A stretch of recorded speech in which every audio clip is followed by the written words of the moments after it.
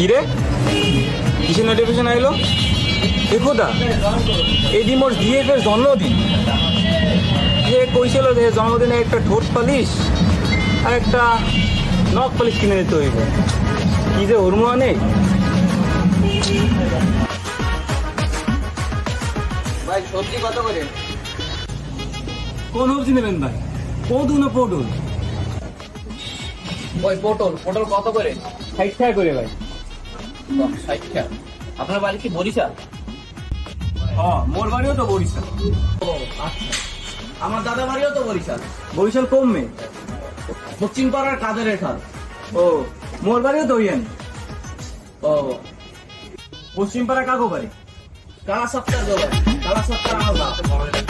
এলে ভাই, আমি তো মুখো দেখছিল এলে কেজিতে 5 টাকা কম দেন ভাই 110 টাকা ভাই, আপনি 100 টাকা দেন। 100। আচ্ছা কিছু দেবে না, ভালো লাগবে। আবার আইয়েন ভাই। কদু কদু অল্প কাটে মাল আছে, কদু পড়ো পড়ো আনান তাড়াতাড়ি।